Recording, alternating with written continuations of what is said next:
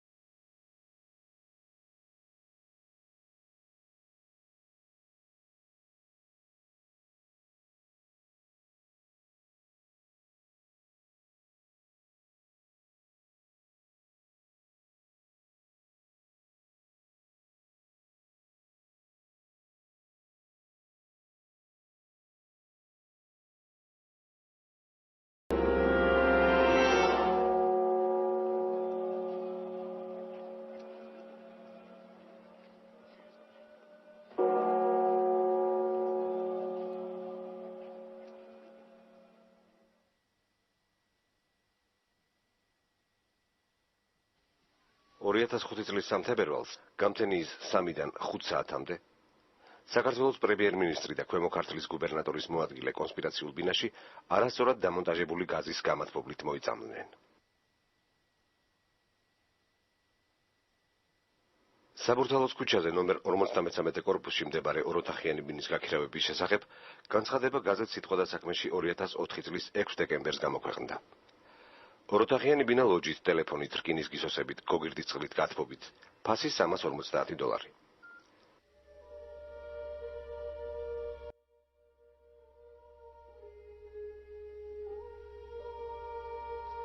ბინის გამქირავებელი მოქალაქე ეკა კიკიანი იყო. 2005 წლის 18 ივლისს გაზეთ ასავალ-დასავალისთვის მიცემულ ერთადერთ ინტერვიუში ეკა კიკიანმა განაცხადა, რომ ბინის გაქირავებაზე განცხადება მან 6 დეკემბერს გამოაქვეყნა და იმავე დღეს დაუკავშირდა პრემიერ-მინისტრის დაცვის წევრი მიხეილ ძაძამია, რომელმაც ბინა დაათვალიერა და მაშინვე დაქირავება გადაწყვიტა. განცხადება იგივე ბინაზე გაზეთის მომდევნო ნომერში 8 დეკემბერს მისი გაქირავების შემდეგაც გამოქვეყნდა. ახალ განცხადებაში იგივე ოროთახიანი ბინა იყო აღწერილი, მაგრამ ერთი თვალშისაცემი განსხვავებით. ამ განცხადების მიხედვით ბინაში ნიკალას გამათბობელი იყო დამონტაჟებული. ერთ-ერთი პირველი და ჯერჯერობით უკანასკნელი ინტერვიუ დაიბეჭდა ეკა კიკიანის ასავალ-დასავალში, სადაც იგი გვიყვებოდა, რომ 6 დეკემბრის 2004 წლის 6 დეკემბრის სიტყვათა საქმეში გამოაქვეყნა განცხადება ბინის გაქირავებასთან დაკავშირებით. და ძაძამიამ იმავე დღეს იქირავა მისგან ბინა, ისე რომ მეორე დღეს ფული მიუტანა და ეკა კიკიანი საცხოვრებლად გადავიდა მშობლებთან. მეორე განცხადება განსაკუთრებით მნიშვნელოვანი არის იმ თვალსაზრისით, რომ აქ იყო ნახსენები, რომ ბინაში იყო დამონტაჟებული ნიკალა, რომლის მსხვერპლიც მომავალში ოფიციალური ვერსიით გახდა პრემიერ-მინისტრი. თუმცა განცხადებიდან 2 თვის შემდეგ, სამთებერვალს პრემიერ-მინისტრის დაღუპვის დღეს, კომპანია თბილგაზის სპეციალისტებმა განაცხადეს, რომ ნიკალას გამათბობლის გარშემო ბათქაში ჯერ კიდევ არ იყო შემშრალი. ეს კი იმას ნიშნავდა, რომ ნიკალას გამათბობელი კედელში ახალი ჩამონტაჟებული იყო. ეს არის ახალი დაყენებული, ახალი გამშრალიც არის ეს საკვამლო. ალბათ ხელოსანი მოიყვანა და დააყენებინა და ძალიან ახალი 1-2 დღის დაყენებულია. მე არ მეეჭვება მაგის მონტაჟის მიხედვით, სულ ახალი დამონტაჟებულია, ცემენტი ჯერ კიდევ სველია. ჩვენი ინფორმაციით გამოძიების კვლევის საგანი არ ყოფილა თუ რატომ გაჩნდა გაზეთ სიტყვა და საქმის განმეორებით განცხადებაში ჩანაწერი ნიკალას გამაცმობლის შესახებ და როდის განხორციელდა სინამდვილეში მისი მონტაჟი. არადასწორად ეს გამაცმობელი აღმოჩნდა უბედური შემთხვევის მიზეზი. ასეთია ოფიციალური ვერსია.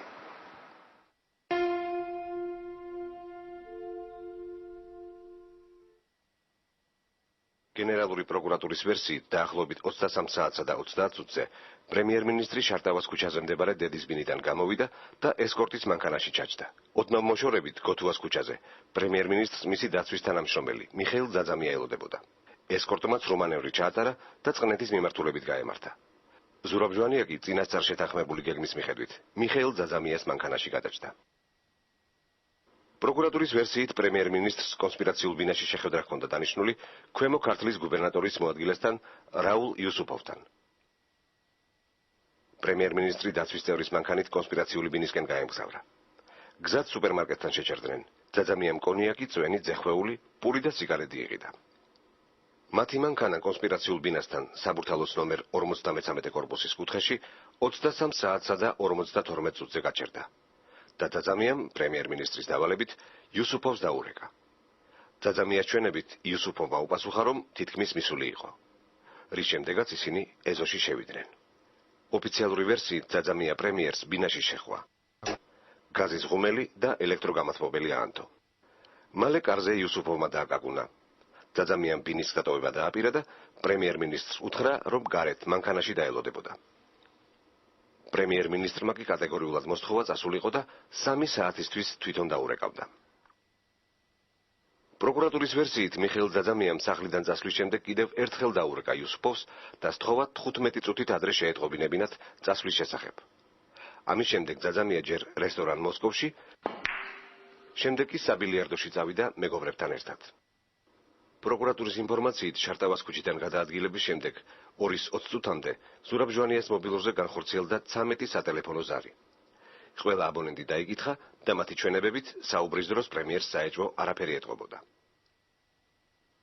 ძაძამია შემთხვევის ადგილზე დაახლოებით 2 საათზე დაბრუნდა და დაინახა, რომ ოთახში ჩართული იყო ტელევიზორი. მას ტელეფონის აკუმულატორი უჯდებოდა, რომელიც ჯერ იქვე მდებარე ავტოსადგომზე დამუხტა, შემდეგ კი ისევ აკუმულატორის დასამუხტად სახლში, ვაჟა-ფშაველაძე წავიდა. უკან მობრუნების შემდეგ კი პრემიერ-მინისტრთან რამდენჯერმე დარეკა. იგი არ პასუხობდა.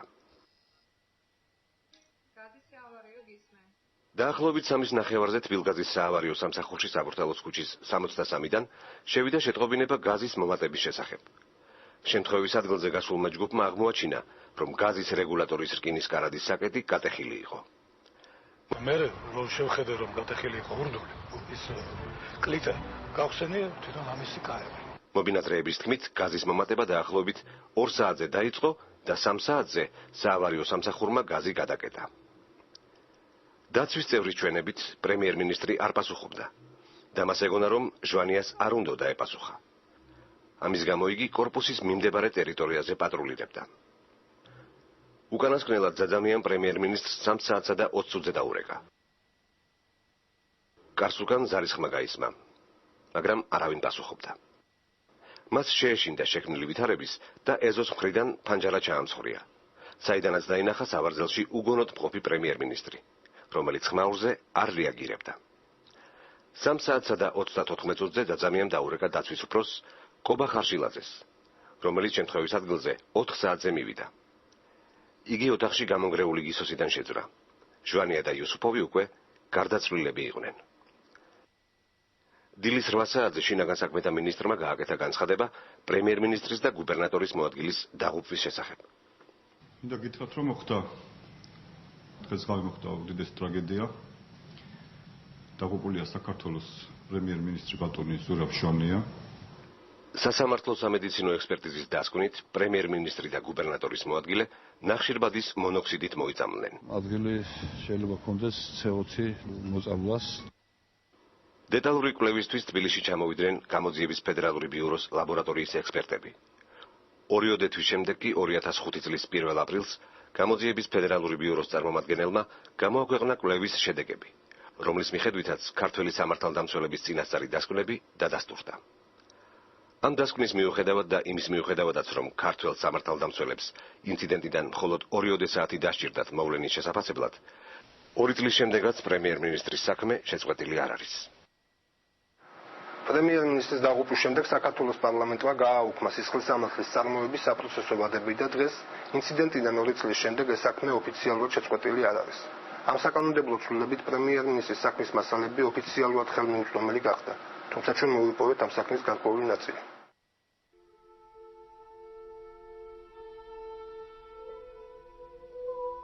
გამოძიების პოზიცია ეფუძნება დაცვის წევრის მიხეილ ძაძამიას ჩვენებებს, რომელმაც აღწერა კონსპირაციულ ბინაში მისვლის და იქ განვითარებული ინციდენტის დეტალები. საქმეში არსებული ჩვენების მიხედვით, შარტავას ქუჩაზე მდებარე დედის ბინიდან გამოსვლის შემდეგ, დაახლოებით 12-ის ნახევარზე მათ საბურთალოს ქუჩაზე სუპერმარკეტში შეიარეს, სადაც ზეხვეული და სასმელი იყიდეს. თუმცა ჩვენ ხელთ გვაქვს მიხეილ ძაძამიას სხვა ჩვენება, რომლის მიხედვითაც მან სურსათის საბურთალოს ქუჩაზე კი არა, სააკაძის მოედანზე მდებარე სუპერმარკეტში შეიძინა. პრემიერ-მინისტრის ძმამ გიორგი ჟვანიამ გვიამბო, რომ გენერალური პროკურატურის საგამოძიებო ნაწილის უფროსი გიორგი ლაცაბიძე თვითონ მოუღვა მას ძაძამიას ჩვენების შესახებ. მივედი გენერალური პროკურორის მოადგილესთან გიორგი ლაცაბიძესთან, რომელმაც დამეწვა მოუღლა ამ ოფიციალური ვერსიის. მან თქვა ეგეთი რაღაცა, რომ ძაძამიამ შეაჩერა მანქანა სააკაძის მოედანზე, გადავიდა, შევიდა სუპერმარკეტში და შეიძინა პროდუქტები, ძეხვი, ბორჯომი, წვენი და სხვადასხვა რაღაცები.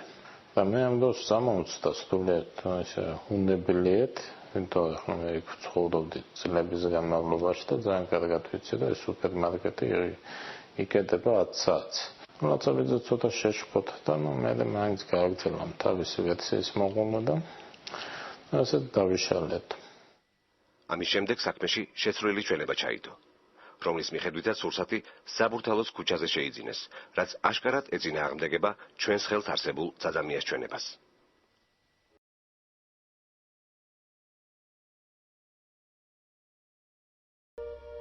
გამოძიების ვერსიით, მას შემდეგ, რაც პრემიერ-მინისტრი კონსპირაციული ბინისკენ გაეშურა, ძაძამიამ იუსუფოვს ორჯერ დაურეკა. პირველად 11 საათსა და 52 წუთზე, როცა ნომერ 53 კორპუსთან მივიდნენ და მეორედ 11 საათსა და 59 წუთზე, დიდუბიდან, როცა იუსუფოვი გააფრთხილა შეხვედრის დამთავრებამდე 15 წუთით ადრე დამირეკეო. დაცვის წევრმა მიხეილ ძაძამიამ იუსუფოვთან გაკეთებული ეს სატელეფონო ზარები განსხვავებულად აღწერა პრემიერ-მინისტრის ძმასთან საუბრის დროს. მივედი სუპერმარკეტში რომ გავჩერდით. მაშინ მითხრა რომ გადაურეკე იუსუფოვს.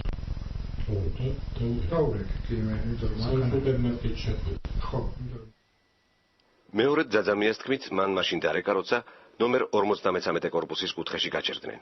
კუთხეში რომ გავჩერდი, მითხრა რომ გადაურეკე კიდევ ერთხელ სად არის. აურეკე და მითხრა მომდივარ.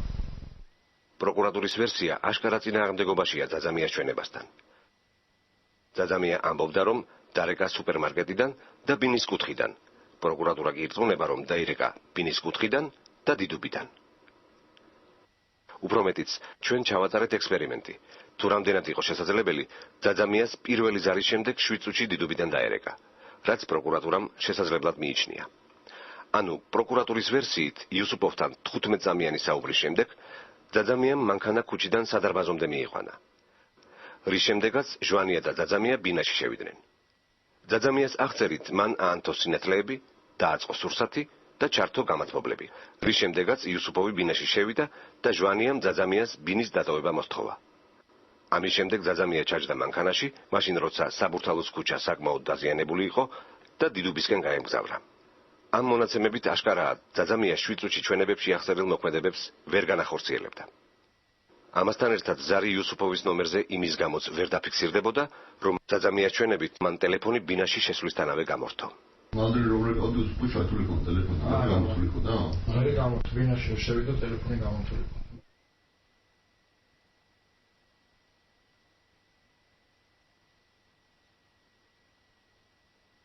პროკურატურის მტკიცებით ჟვანიამ და იუსუფოვმა შეხვედრის შემდეგ ივახშმეს, ძეხვეული და კონიაკი მიირთვეს.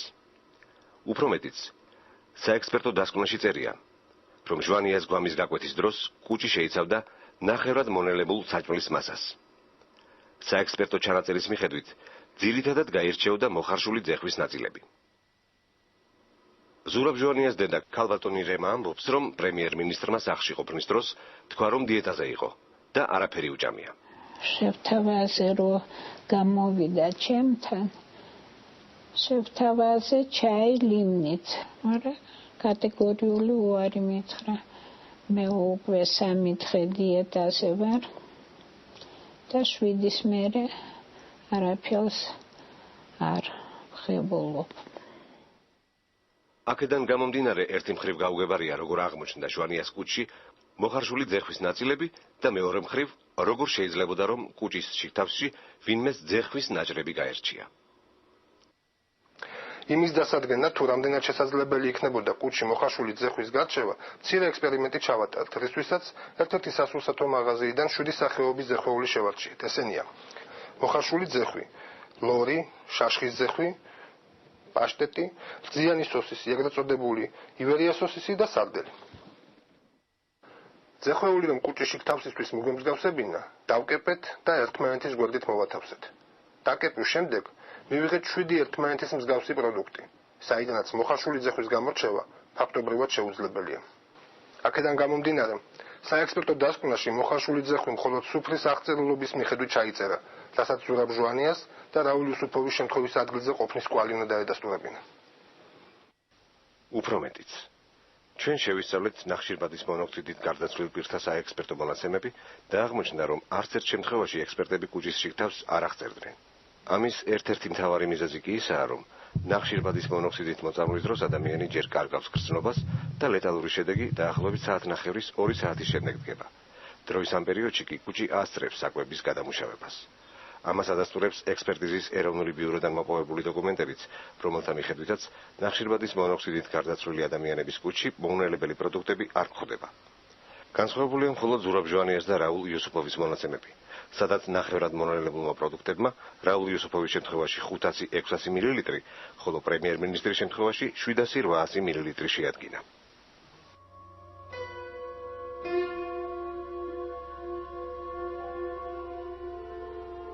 გამოძიების ვერსიით პრემიერ-მინისტრმა დაცვის წევრს მოსთხოვა წასულიყო და 3 საათისთვის მას თვითონ დაუკავშირდებოდა, რასაც დაცვის წევრი უსიტყვოდ დაემორჩილა. თუმცა დაცვის წევრმა მისივე ჩვენებით 3:30-ზე, ანუ 9 საათით ადრე თვითონ დაიწყო ინტენსიური რეკვა ჟვანიასთან, რათა შეეტყობინებინა, რომ ადგილზე იმყოფებოდა. ამის გარდა, გამოძიების ვერსიით ძაძამია შემთხვევის ადგილზე დაბრუნების შემდეგ ბინის მიმდებარე ტერიტორიაზე პატრულირებდა. სწორედ იმ დროს მოიმატა გაზის წნევამ და თბილგაზის საავარიო სამსახურმა გაზი გადაკეტა. გაზის რეგულატორი კი იმ კორპუსის შესასვლელთან მდებარეობს, სადაც პრემიერ-მინისტრი იმყოფებოდა.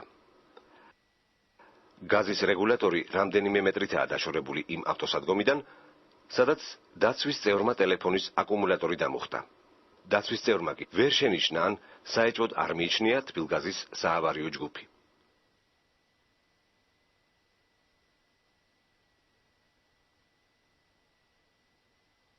ძაძამია ირწმუნება, რომ უპასუხო ზარების შემდეგ დაახლოებით 3 საათზე იგი ბინის კართან მივიდა და იქიდან დარეკა.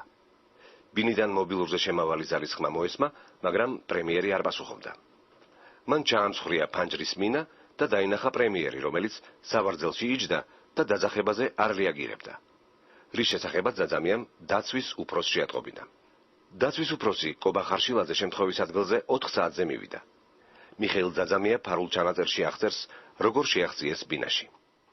მე ეს განაყოფებული ვარ შუშის ხოის, იმას მივარ მიხელი და დავაწყე გაიგო თავისი ჩაულებრივად არანაირი ძალა და რამე არ მიყარით, შეიღო ფანჯრები რა. ძაძამია ამბობს, რომ ფანჯარა გარედან ხელის მირთმით შეიღო. ეს ჩვენება კი წინააღმდეგობაშია საგამოძიებო ექსპერიმენტის შედეგებთან, რომელიც შემთხვევის ადგილზე გენერალურმა პროკურატურამ ჩააწერა. ჩვენ გრაფიკულად დავამუშავეთ ის ინფორმაცია, რომელიც საგამოძიებო ექსპერიმენტის ერთ-ერთი მონაწილისგან მივიღეთ. FBI-ის ლაბორატორიის დასკვნაში მითითებულია ის ფანჯარა, საიდანაც დაცვის უფროსმა ბინაში შეაღწია. თუმცა, ექსპერიმენტის დროს იგი ამ ფანჯრიდან ოთახში ვერ შეძვრა. ამის შემდეგ მან განაცხადა, რომ ოთახში ფანჯრის ამ ნაწილიდან შეაღწიეს. თუმცა, დაცვის უფროსმა ეს ფანჯარაც ვერ გააღო. რადგან ფანჯარა შიგნიდან აღმოჩნდა საკეტით ჩაკეტილი. მას შემდეგ კი, რაც საკეტი შიგნიდან გახსნეს, ფანჯარა ისე შეიღო, რომ ხელის მირტყმა არ დაჭირვებია, როგორც ამას ძაძამია ყვებოდა. აღმოჩნდა, რომ თუ საკეტი შიგნიდან ჩაკეტილი არ იყო, ფანჯარა დახურულ მდგომარეობაში არ ფიქსირდებოდა და თავისით იღებოდა. შესაბამისად, თუ შიდა საკეტი ჩაკეტილი იქნებოდა, მისი გატეხვის გარეშე დაცვის წევრი ბინაში ვერ შეაღწევდა. ხოლო ღია საკეტის შემთხვევაში ოთახში ნახშირბადის მონოქსიდი ვერ დაგროვდებოდა. ძაძამი ამბობს, რომ ბინაში გაზის სუნი იდგა და შიშინი ისმოდა, რის გამოც ხარშილაძემ უთხრა მას, რომ გამათბობელი გამოერთო. ვერ დავინახე გაზი ენთო თუ არა, ვერ ვიცი მაგას რა. ხო, ხმა ქონდა და კობა მითხრა გამორთი ამის დედა მომწყანა და გადავკეთე. გამოძიების ვერსიით დაცვის წევრები ბინაში 4 საათზე შევიდნენ. თბილგაზის საავარიო სამსახურმა კი გაზი 3 საათზე გადაკეტა. ანუ ძაძამია და ხარშილაძე ბინაში ვერც გაზის სუნს იგრძნობდნენ და ვერც შიშინის ხმას გაიგებდნენ.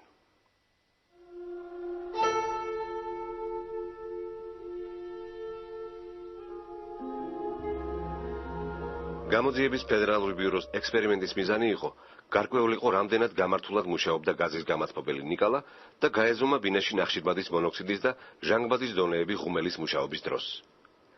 ექსპერიმენტი 12 საათზე დაიწყო, რომელიც 4 საათი და 46 წუთი მიმდინარეობდა. ჟანგბადის საზომმა დანადგარმა ღუმელის ანთების დროს 20.4% აჩვენა და ექსპერიმენტის განმავლობაში 18.4%-მდე შემცირდა. FBI-ის ლაბორატორიის დასკვნაში მოცემულია ცხრილი, თუ როგორი ფიზიოლოგიური ზეგავლენა შეიძლება მოახდინოს ჰაერში ჟანგბადის პროცენტულმა კლებამ ადამიანის ორგანიზმზე. 20.9% ჟანგბადის ნორმალური კონცენტრაციაა. 19% შეუმჩნევლ არასასურველ ზეგავლენას იწვევს. 16%-ის შემთხვევაში შენელებულია აზროვნება და გაუარესებულია კოორდინაცია.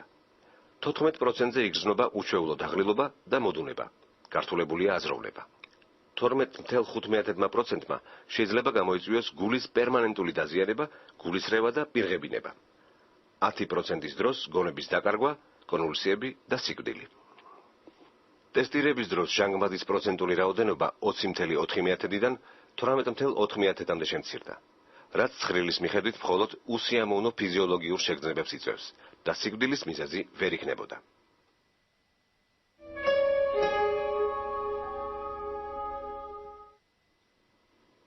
ნახშირბადის მონოქსიდი უფერო, უსუნო გაზია.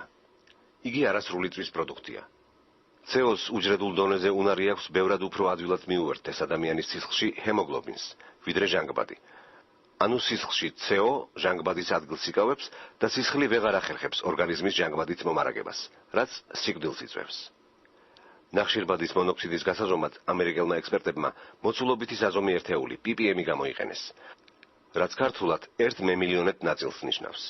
ექსპერიმენტის დროს ჰაერში ნახშირბადის მონოქსიდის მოცულობა 4 საათისა და 46 წუთის განმავლობაში 3 ppm-დან 6 ppm-მდე გაიზარდა.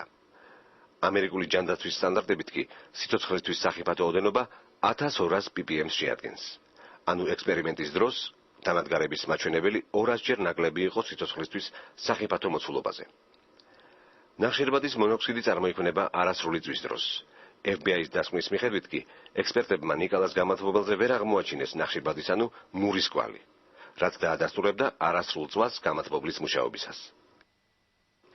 უფრო მეტიც, ჩვენ მოვიპოვეთ ნახშირბადის მონოქსიდით დაღუპული ერთ-ერთი მსხვერპლის ბინიდან ამოღებული გაზის გამათბობლის ექსპერტიზის მასალები. ამ მასალების მიხედვით გამათბობლის მოწყობილობებში მურის შრეები აღმოჩნდა, რაც ექსპერტის დასკვნით არასრულ წვას და ნახშირბადის მონოქსიდის წარმოქმნას მოწმობდა.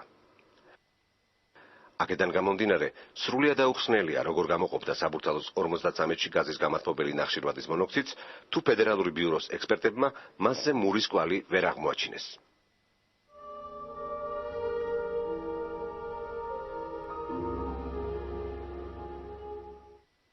იმის მიუხედავად, რომ FBI-ის კვლევის შედეგებით სიკვდილის მიზეზი ვერ დადგინდა, მისი დასკვნა ორაზროვანი იყო.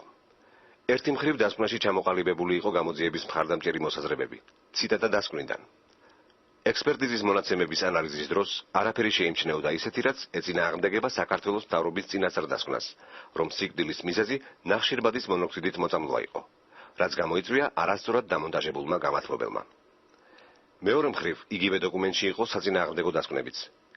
გამოძიების ფედერალური ბიურო აღნიშნავს, რომ თბილისში ჩატარებული ექსპერტიზის დროს ნახშირბადის მონოქსიდის კონცენტრაციას არ მიუღწევია და გადაუჭარბებია CL ან IDLH იგივე სიცოცხლისთვის სახიფათო სტანდარტებისთვის. არსებული წინააღმდეგობების გამო FBI-ის დოკუმენტის შესწავლა და ანალიზი გერმანელ ტოქსიკოლოგს ფრენკ ბაუმანს ვთხოვეთ. Ja, ich habe dieses Gutachten. Წავიკითხე ექსპერტიზა და უნდა ვთქვა, რომ იგი ძალიან არადამაჯერებელია. ექსპერტიზის დასკვნები ურთიერთსაწინააღმდეგო და არალოგიკურია. ექსპერტიზის დასკვნის მიხედვით ორივე პირის სიკვდილი გამოწვეულია ერთი მხრივ ნახშირბადის მონოქსიდის მაღალი კონცენტრაციით და მეორე მხრივ ჟანგბადის რაოდენობის სიმცირით, მაგრამ ექსპერტიზაში არსად არ არის გადმოცემული ამის დამაჯერებელი საფუძველი. ბატონ ბაუმანის აზრით, FBI-ის დოკუმენტში არის ისეთი კვლევები, რომლებიც არანაირად არ უკავშირდება უბედურ შემთხვევას. ასეთად იგი მიიჩნევს უშუალოდ ნიკალას გამათბობლის კვლევას, რომლის შესახებაც დასკვნაში წერია, რომ ინტერნეტის საშუალებით იქნა დადგენილი ნიკალას მწარმოებელი კომპანია ირანში და ასე შემდეგ. Also was mir noch aufgefallen ist, ექსპერტიზაში თვალსაჩინოა ისეთი საკითხების დეტალური აღწერილობები, რასაც არანაირი მნიშვნელობა არ აქვს არც ექსპერტიზის და არც ექსპერტიზის დასკვნისთვის. მაგალითად, დეტალურადაა აღწერილი გაზის გამათბობელი და მისი წარმომავლობა. ამ დროს გამათბობელი არაფერს უეშია, რადგან იგი გამართულად მუშაობდა და პრობლემური მხოლოდ მის დამონტაჟებასთან დაკავშირებული დეტალები იყო. დასკვნაში აღწერილია, რომ საკვამურებში ხშირად იკეთებენ ბუდეს ჩიტები და რომ ეს პრობლემურია მილებში ნამწვი აირების მოძრაობისთვის. ცხადია, ამ საკითხს რამენაირი მნიშვნელობა ექნებოდა ექსპერიმენტისთვის, ეს რომ ასე ყოფილიყო. მაგრამ ამ შემთხვევაში არ მესმის, რა პრობლემითაა განპირობებული ჩიტების საბუდარის აღწერილობის დასკვნაში არსებობა. ბატონმა ბაუმანმა მიგვანიშნა FBI-ის დასკვნაში არსებულ აშკარა შეუსაბამობაზე. მაგალითად, ერთ ადგილზე წერია, რომ ჯანდაცვის სტანდარტების მონაცემებით ჰაერში 18%-იანი ჟანგბადის კონცენტრაცია მხოლოდ ფიზიოლოგიურ უსიამოვნებებს იწვევს. მეორე ადგილზე იგივე 18% აღწერილია როგორც სიცოცხლისთვის სახიფათო და სასიკვდილო კონცენტრაცია. FBI-ის დასკვნაში აღმოჩნდა არსებითი არითმეტიკული უზუსტობაც. შემთხვევის ადგილზე ჰაერის ხარისხის გაზომვის დროს ჟანგბადის მოცულობა 20.4%-დან 18.4%-მდე შემცირდა. დასკვნაში წერია, რომ ეს იყო 20%-იანი შემცირება. მარტივი არითმეტიკის საშუალებით შეიძლება იმის გარკვევა, რომ 20.4%-ის 18.4%-მდე შემცირება 10%-ია და არა 20%. რაც შემდეგ თეორიულ ნაწილში ექსპერტებმა სიტუაციის ხელოვნური დრამატიზებისთვის გამოიყენეს.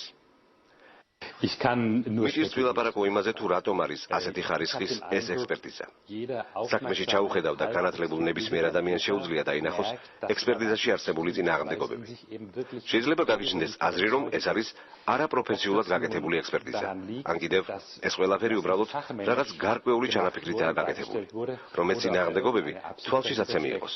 ამას სხვა ახსნას ვერ მოუძებნი. დაბოლოს ფრენკ ბაუმანს მიაჩნია, რომ დასკვნაში სიკვდილის მიზეზი არ ჩანს.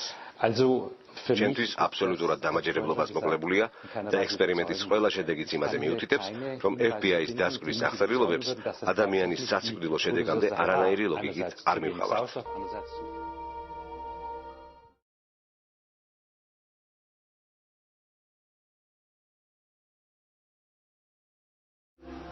როდესაც ეს ამბავი მოხდა და ყველანი ასეთი გაუგნებულები და ასე ვთქვათ, შოკში იყო პრაქტიკულად ყველა.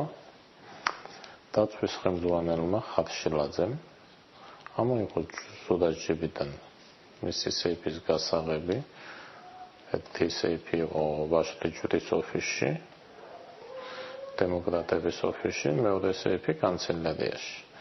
მივიდა მეორე სეიფიდან სრულიად მარტო არავინ არ ყავდა თანხლები პირი, არც ოჯახის წევრი, არც ნათესავი, არც მეგობარი. და სულმე ესე მარტო ამოიღო რაღაც ნივთები და გამოასუფთავა ეს სეიფები და დაიკარგა იმ სეიფებთან დღემდე უცნობიერი. ეს ნათელი გახდა მას შემდეგ, როდესაც რაღაც ნივთების რომელიც დანამდვილებით იცოდა ნინომ და ზურას უნდა ქონოდა ეს ნივთები არ ჩანდა და მოიკითხა და მე ხატშილაძემ აღიარა, რომ მან აიღო ეს ნივთები და თავისთან შესანახად წაიღო და რაღაც ნივთები დააბრუნა. და დააბრუნა და ნივთები იყო კიდე ამ სეიფებში გაჩვენო არ იცი.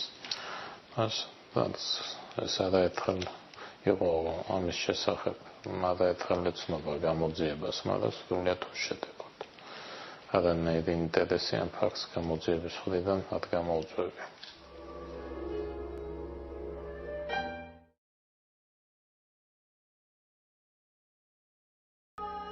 ექსპერტიზის ეროვნული ბიუროს ბიოჰემატოლოგიური განყოფილების ხელმძღვანელმა მარინა ალავიძემ ექსპერტიზის დაწყებისთანავე გამოაქვეყნა პირველი ცნობები გარდაცვალების მიზეზების შესახებ.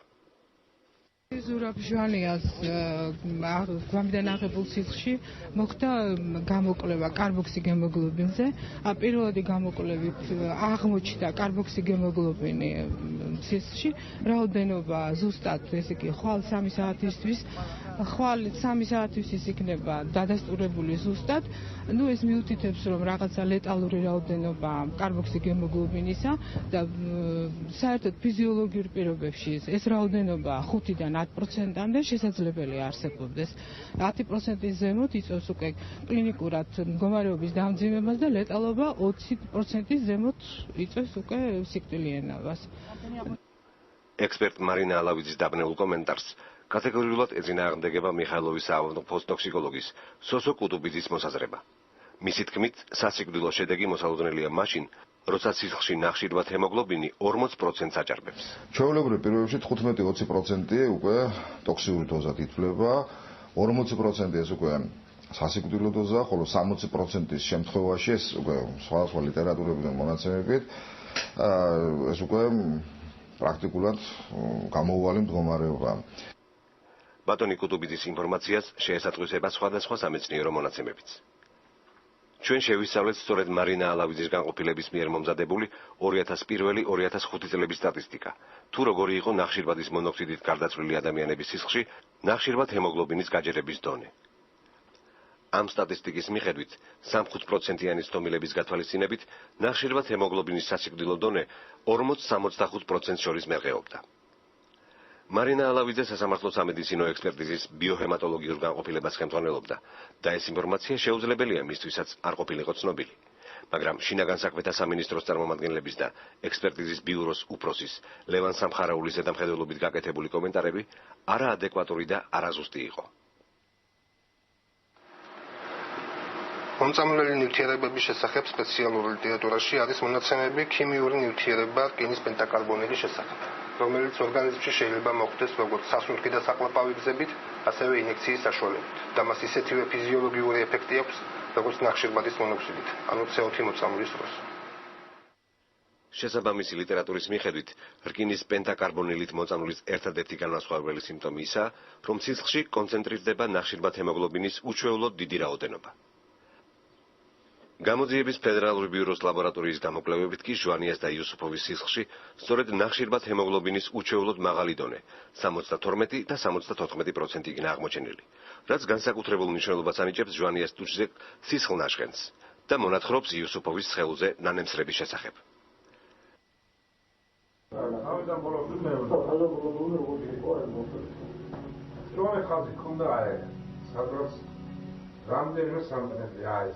გარშემო არის ეს იმზედა მუქი ფერის პარტულია იყო აი როგორც თმის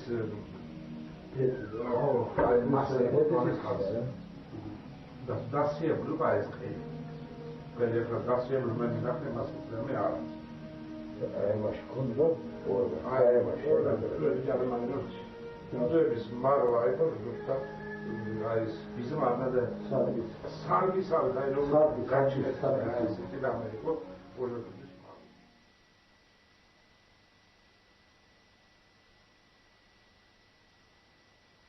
ექსპერტიზის ეროვნული ბიუროს მასალებზე ჩვენ შევისწავლეთ თუ როგორი იყო ნახშირბადის მონოქსიდით გარდაცვლილი ადამიანების სისხლში ნახშირბად ჰემოგლობინის გაჯერების დონე ჟვანიას და იუსუფოვის გარდაცვალების შემდეგ. აღმოჩნდა, რომ თუ 2001-2005 წლებში ნახშირბად ჰემოგლობინის დონე ცდომილების გათვალისწინებით მერყეობდა 40-დან 65%-მდე, ჟვანიას და იუსუფოვის გარდაცვალების და მათი საექსპერტო მონაცემების გამოქვეყნების შემდეგ სტატისტიკა გამოუღუნებლად შეიცვალა და ნახშირბად ჰემოგლობინის დონე 72%-ს აღემატებოდა.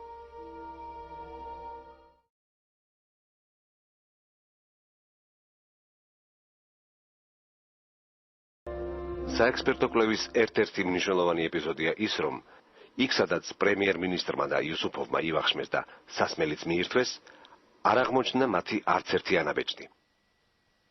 პროკურატურის მიერ მომზადებულ ინფორმაციაში, რომელიც პარლამენტს გაეგზავნა, წერია, რომ შემთხვევის ადგილზე არ აღმოჩნდა არც ერთი სრულყოფილი ანაბეჭდი იდენტიფიცირებისთვის. პროკურატურამ დეპუტატებს არასწორი ინფორმაცია მიაწოდა. საექსპერტო დასკვნაში განსხვავებული ჩანაწერია. შემთხვევის ადგილზე აღმოჩენილია იდენტიფიკაციისთვის როგორც უვარგისი, ასევე ვარგისი კვლები, რომლებიც არ არის დატოვებული ზურაბ ჟვანიას და რაულ იუსუფოვის მიერ. ერთ-ერთი ექსპერტი, რომელიც თავის გამჟღავნებას ვერ ბედავს, აცხადებს, რომ ექსპერტიზის ბიუროს უფროსი ლევან სამხარაული მისგან ისეთი დასკვნის მომზადებას მოითხოვდა, რომლითაც შემთხვევის ადგილზე ზურაბ ჟვანიას და რაულ იუსუფოვის დიდი ანაბეჭდების არსებობა დადასტურდებოდა.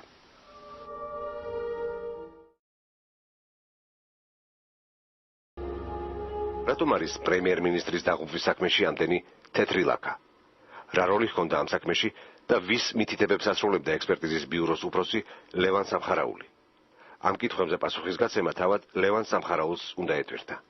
მაგრამ, როგორც კი ქართულ მედიაში პრემიერ-მინისტრის მკვლელობის თემამ გაიჟღერა, 2005 წლის 22 მაისს ყვარელში იგი მისმა კლასელმა დავით მჭედლიშვილმა მოკლა, რომელმაც ოფიციალური ვერსიით 15-20 წუთში თვითმკვლელობით დაასრულა ციცოცხლე. ოთახში შესულმა დედამ დაინახა, რომ მისი შვილი უკვე სავარძელში ესვენა. გვამს ორი ნაწყვიარი ჰქონდა, ერთი საფეთქელზე და მეორე გულში. სასამართლო სამედიცინო ექსპერტი, რომელმაც დავით მჭედლიშვილის გვამი დაათვალიერა, დაბნეული ჩანდა. მჭედლიშვილის დათვალიერების დროს აღმოჩნდა ორი გამჭვირვალე ჭრილობა, ერთი თავის არეში, მეორე გულმკერდის არეში. ადამიანმა თავის მოკლის მიზნით ორ ადგილზე სროლა მოასწროს. არ ვიცი ახლა. იქ რა მოხდა, როგორ მოხდა, არ ვიცი და ვერ გეტყვით მაგაზე. დედის გადმოცემით, ოთახში მას საერთოდ არ დაუნახავს TT სისტემის პისტოლეტი, რომელიც თავში მიყენებული ჭრილობის იარაღი იყო. გადაჭრილის ანადირო თოფიკი, რომლითაც ოფიციალური ვერსიით ჭრილობა გულში მიიყენა, გვამიდან 1.5 მეტრით იყო მოშორებული. პარლამენტის წევრი კახა კუკავა აგროვებდა ინფორმაციას ამ ინციდენტის შესახებ. ჩვენ ვიყავით ყვარელში, სადაც შევხვდით გარდაცვლილის მჭედლიშვილის ოჯახს. ქალბატონმა მზიამ ჩვენ გვითხრა, რომ მას თავისი თვალით აქვს გამოძიების საწყის ეტაპზე ნანახი სამედიცინო ექსპერტიზის დასკვნა, რომლის მიხედვითაც გარდაცვლილს აქვს ორი ტყვია მოხვედრილი, ერთი გულში, მეორე თავის არეში, კერძოდ საფეთქელში და სამედიცინო ექსპერტიზის დასკვნით ორივე ეს ჭრილობა იწვევს მომენტალურად გარდაცვალებას. აქედან გამომდინარე, გამორიცხული არის თეორიულადაც კი, რომ ორივე ეს გასროლა განახორციელებინა გარდაცვლილს. ეს პირდაპირ კავშირში არის აგრეთვე იმ ინფორმაციასთან, რომელიც ასევე მოგვაწოდა ჩვენ გარდაცვლილის დედამ, რომ აი უშუალოდ გასროლის შემდგომ მან დაინახა ეზოში შემომავალი რამოდენიმე შეიარაღებული პირი, უფორმო, რომლებიც შევიდნენ გარდაცვლილის ოთახში დედის შემდეგ და აიღეს იქიდან მკვლელობის იარაღი, რის შემდეგაც დატოვეს უკვე ოთახი. ეს არის ძალიან სერიოზული ინფორმაცია, იმიტომ რომ დღემდე არ არის დადგენილი უტყუარად და საერთოდ არ ვიცი არის თუ არა გამოკლეული ეს საკითხი, ვინ იყვნენ ეს შეიარაღებული პირები.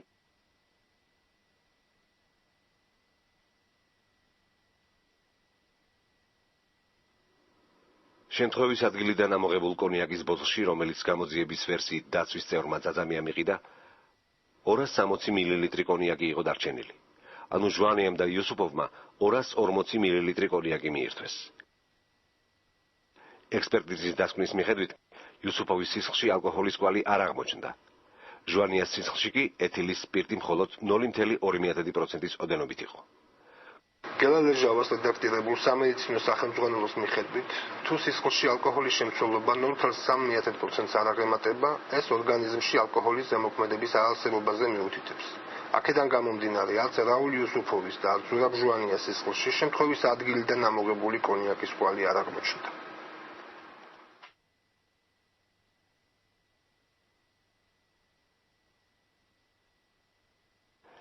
კობა ხარშილაძემ და მიხეილ ძაძამიამ აჩვენეს, რომ ოთახში გაზის სუნი იდგა და გაზის შიშინი ისმოდა. ამ დროს ეგრეთ წოდებულ კონსპირაციულ ბინაში მყოფ ადამიანს არ შეეძლო გაზის შიშინი გაეგო და სუნი ეკრძნო, რადგან გაზი 1 საათის გადაკეტილი იყო. ოთახი გატეხილი ფანჯრიდან ნიავდებოდა და სუნს იქ მყოფი ადამიანი იმიტომაც ვერ იგრძნობდა, რომ ნახშირბადის მონოქსიდი უფერო, უსუნო გაზია.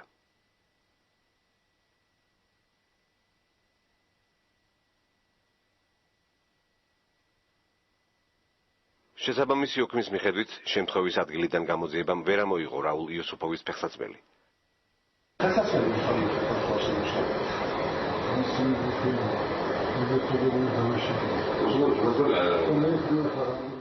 ეს ფარული ჩანაწერი ეკუთვნის მაღალი თანამდებობის პირს, რომელიც პრემიერ-მინისტრის დაღუპვის დღეს შემთხვევის ადგილზე იმყოფებოდა და იგი ადასტურებს, რომ გამოძიებამ ბინაში ვერ იპოვა რაულ იოსუფოვის ფეხსაცმელი. რაც ამყარებს მოსაზრებას იმის შესახებ, რომ პრემიერ-მინისტრის და გუბერნატორის მოადგილის საქმე ფალსიფიცირებულია. დაცვის წევრებისადმი კი, რომლებმაც გამოძიებას აშკარად არათანმიმდევრული და წინააღმდეგობრივი ჩვენებები მისცეს, უფრო მეტიც, მას შემდეგ რაც დაცვის უფროსმა გაძარცვა პრემიერ-მინისტრის ორი სეიფი, მის წინააღმდეგ სისხლის სამართლებრივი დევნა არ განხორციელებულა.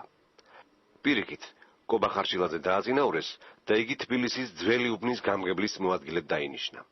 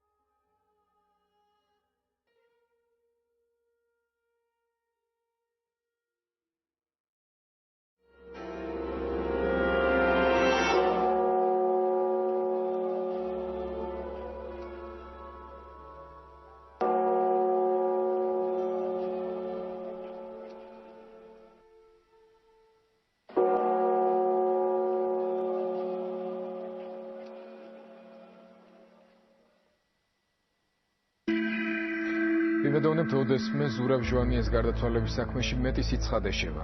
და ამას არა მარტო ჟურნალისტები, არამედ ისინი გააკეთებენ, ვისაც უპირველეს ყოვლისა ევალება. აქვე საჯაროდ ვაცხადებთ, ჩვენი ტელეკომპანიის მზადყოფნას ეთერი დაუთმოს გენერალური პროკურატურის წარმომადგენლებს. თუკი მათ ამ ფილმის ნახვის შემდეგ მაინც გაუჩნდებათ პრემიერ-მინისტრის საქმეზე კომენტარების გაკეთების სურვილი.